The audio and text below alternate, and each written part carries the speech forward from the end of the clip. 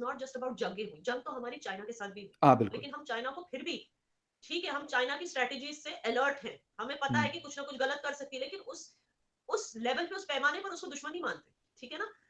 आप लोग कहते हो कि आप लोगों ने इजराइल को तस्लीम नहीं किया, लेकिन फिर भी आपके और इजराइल के बीच में दुश्मनी नहीं, लेकिन इंडिया के साथ है। वो इसलिए है बिकॉज़ दुश्मनी कब होती है, जब धोखेबाजी की जाती है, और हमारे साथ पाकिस्तान ने हमेशा धोखा किया। अटल बिहारी वाजपेयी जी गए थे, उनके वापस आने के बाद आपने कारगिल कर दिया, जैसे मैंने लास्ट टाइम भी बोला।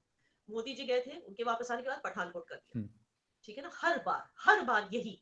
और द मेन थिंग इज कि अब देखिए दुश्मनी किस लेवल तक पहुंच गई है।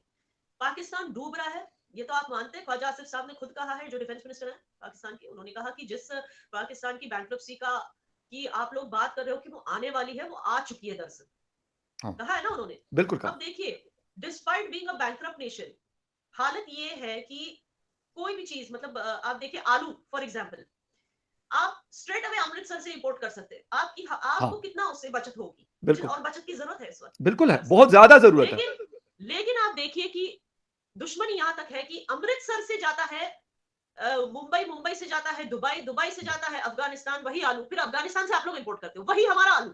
बिल्कुल है, बिल्कुल ठीक कह रहे हैं। जब दुश्मनी इस हद तक पहुंचती है, यू कैन अंडरस्टैंड कि ठीक है भाई, सामने वाला जो देश है उसके साथ अब चीजें अच्छी नहीं हो सकती। इट इज अ दुश्मन एंड इट विल रिमेन। ठीक है, मैं मानती हूँ आप जैसे बहुत सारे लोग हैं जो ग्राउंड पे इस दुश्मनी को खत्म करने की कोशिश कर रहे हैं, आई अप्रिशिएट दैट, लेकिन इस वक्त तो वो दुश्मनी एग्जिस्ट करती है जी।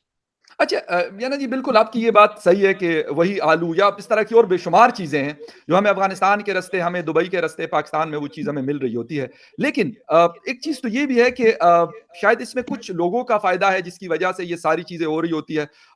ऐसा नहीं हो सकता कि अगर मैं कहूँ कि ये मतलब मासिस का इसमें फ़ायदा है, मासिस का इसमें फ़ायदा नहीं है। पाकिस्तान में 22-23 या 24 करोड़ की पॉपुलेशन रहती है, मेजॉरिटी लोगों को इसका नुकसान है, और जिनको फ़ायदा है वो बहुत कम लोग हैं, लेकिन अनफॉर्चुनेटली शायद वो बहुत ज्यादा ताकतवर होने की वजह से ये सारा कुछ कर रहे होते हैं। खैर, याना जी के साथ हमारा राब्ता टूटा है, अभी दोबारा से जैसे ही वो ज्वाइन करती है तो फिर हम आगे इस डिस्कशन को आगे बढ़ाएंगे और पूछेंगे उनसे। जी जी, याना जी आपको मेरी आवाज आ रही है? Okay fine, no issue. अच्छा, मुझे ये बताइए कि मैं ये बात कर रहा था कि जो आप कह रही हैं कि बिल्कुल आलू हो या और बहुत सारी चीजें जो हमें किसी और रास्ते से पाकिस्तान में आ रही होती हैं, तो इसमें शायद कुछ परसेंट लोगों का फायदा है, कुछ परसेंट लोगों का फायदा है। पाकिस्तान की जो 24-25 करोड़ की पॉपुलेशन है, वो बेचारे को तो यही चाहिए कि यार मुझे कम पैसों में ज्यादा अच्छी चीज मिले, वो इंडिया से आती हो, वो अफगानिस्तान से आती हो, वो इसराइल से आती हो, वो किसी भी एक्सवाइजेड कंट्री से आती हो। लेकिन मेरी बात सुनिए, अगर उनको इतना हेट है उसी नेशन से जिससे उनको मुनाफा हो सकता है, तो उनके चाहने वो बेचारे कैसे हो गए? देखिए, कोई भी जिसके दिल में हेट हो या नफरत हो किसी भी चीज के लिए या किसी भी इंसान के लिए या किसी भी कम्युनिटी के लिए, मुझे नहीं लगता फर्स्ट ऑफ ऑल वैसे लोग बेचारे होते हैं। जो दिल में नफरत पालने वाले लोग बेचारे नहीं होते किसी भी एंगल से, ठीक है ना। तो नफरत चाहे वो यहूदियों के साथ हो, नफरत चाहे आपको हिंदुओं के साथ हो, नफरत चाहे मुहाजिरों के साथ हो, शिया के साथ हो, नफरत चाहे इंडियन के साथ हो, किसी ना किसी से नफरत करने की आदत है पाकिस्तानियों को। ये बात आप डिनाई नहीं कर सकते। देखिए, मुझे पता है बहुत अच्छे से कि जितना मुझे इंडियंस अप्रिशिएट करते हैं उतना ही पाकिस्तानी नाराज होंगे इस मेरे इस पॉइंट को सुन के, लेकिन इट्स अ फैक्ट। और मैं सिर्फ आपको आईना दिखा रही हूँ, हर पाकिस्तानी आपके या आरजू जी के जैसा फॉर एग्जाम्पल नहीं होता। So there are many exceptions। अब जो आप लोगों की अच्छाई का वायरस उन सब लोगों तक पहुंचने के लिए कुछ वक्त लगेगा, मेरे ख्याल से कुछ अर्सा लगेगा। शायद जब हम 60-70 साल के हो जाएंगे, शायद that time we might be able to see a change. देखिए, इट वाज वेरी नेसेसरी कि पाकिस्तान को ऐसा कोई वजीर आला मिलता जो ट्रेंड चेंज कर देता। इंडिया हेटिंग ट्रेंड, मुझे उम्मीद थी कि शहबाज शरीफ वो वजीर आला होगा, लेकिन वो नहीं हुआ। एक इंडिया हेटिंग ट्रेंड अगर वो चेंज करते बहुत फर्क पड़ता, लेकिन वो नहीं कर पाए। एंड मुझे ये उम्मीद इवन इमरान खान साहब से थी, बिकॉज उनके इंडिया में इतने फ्रेंड्स हैं, ठीक है ना। वो हमेशा जब एज अ क्रिकेटर उन्होंने हमेशा इंडिया की तारीफें की थी एज अ क्रिकेटर, तो उम्मीद थी इंडियंस को कि कम से come when he comes in power he will change the India hating business. मैं इसको एक धंधा कहूंगी, इंडिया हेटिंग एक धंधा बन चुका है पाकिस्तान में। बट उन्होंने भी ये नहीं किया। उन्होंने भी हर एक पॉइंट पे इंडिया के साथ ईगो का रिश्ता निभाया, जिसकी वजह से आज उन्होंने, ये शहबाज शरीफ की गलती नहीं है जो पाकिस्तान इस पॉइंट पे पहुंच चुका, ये इमरान खान की गलती है। उन्होंने पाकिस्तान को डुबा दिया because of his hate and शायद मुझे अभी भी लगता है कि वो खुद हेट नहीं करते इंडिया को, मगर एक वोट बैंक को प्लीज करने के लिए वो हेट्रेड उन्होंने बरकरार रखा।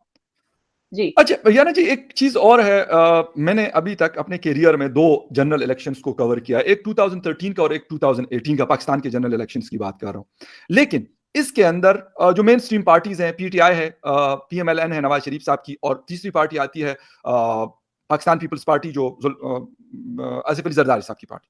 मैंने कभी इनके स्पीचेस में इंडिया बेस्ड की, इंडिया को बेस बनाकर इलेक्शन कैंपेन चलाई गई हो, हाँ कुछ पार्टीज की जो छोटी पार्टी जिसको कहा जाता है, बिल्कुल मैंने उनका सुना होगा, उसमें बिल्कुल ऐसी मैंने चीजें सुनी होंगी कि वो जिस तरह वो टीएलपी वीएलपी वाले के यार एक हाथ में ये होगा, दूसरे हाथ में वो होगा, और फिर इधर चढ़ दौड़ो उधर चढ़ दौड़ो, बिल्कुल उनकी मैं मानता हूं। आप क्या बात कर रहे हैं, तो आप कह रहे हैं ये सारे नहीं करते, तो मैं आपके फॉरेन मिनिस्टर ने इलेक्शंस क्या की बात कहा? कर रहा हूं, इलेक्शंस की बात करूंगा। वैसे बयानात बिल्कुल आते हैं, बिलावल भट्टो का भी हमारे जो अमेरिका में उसका हुआ, फिर उसके बाद हमारे प्राइम मिनिस्टर का, वो मैं नहीं कह रहा हूं। मैं कह रहा हूं जिस वक्त ये इलेक्शन लड़ते हैं तो इंडिया जो सेंट्रिक जिसे कहते हैं ना चीजों को लेकर, वो नहीं लड़ा कभी। मतलब ये 2 इलेक्शन मैं अपने वो बता रहा हूं जो मैंने खुद पर्सनली कवर किए। मुझे लगता है वो इसलिए नहीं बोलते, मुझे स्ट्रॉन्ग फीलिंग है, हमेशा से रही है कि शायद वो इंडिया से भी, मुझे नहीं पता, शायद कुछ एजेंसीज होंगी जो उनको फंड करती होंगी इलेक्शंस में, इंडियन एजेंसी, उनके पास कहाँ पैसा है।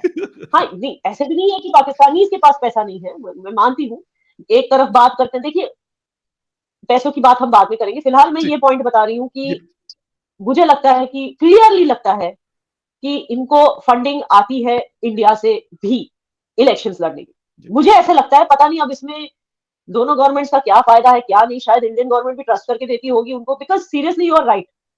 इवन शहबाज शरीफ और उनकी पार्टी जो पीएमएलएन जो भी है, उन्होंने भी स्टार्ट में ऐसे लग रहा था कि उनको मतलब government of India he fund कर रही है आगे आने के लिए, जिस तरह से उनका एक स्टैंड था इंडिया को लेकर। अब सडनली 10 महीने बाद, 8-10 महीने बाद उन्होंने शुरू किया कश्मीर का इशू उठाना।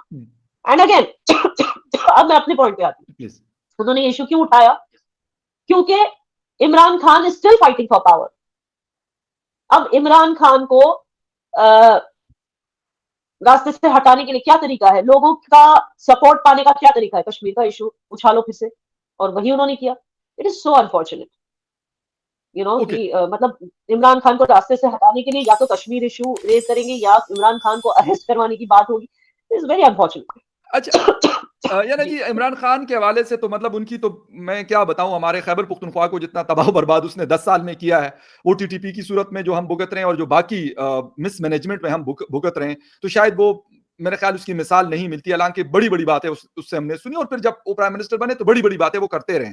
पता नहीं शायद हमारी ब्लड के अंदर ये शामिल है कि बातें बड़ी बड़ी करेंगे और ग्राउंड पे कुछ भी नहीं होगा, जेब में मतलब 10 रुपए नहीं होंगे लेकिन बात करेंगे 10 अरब डॉलर की।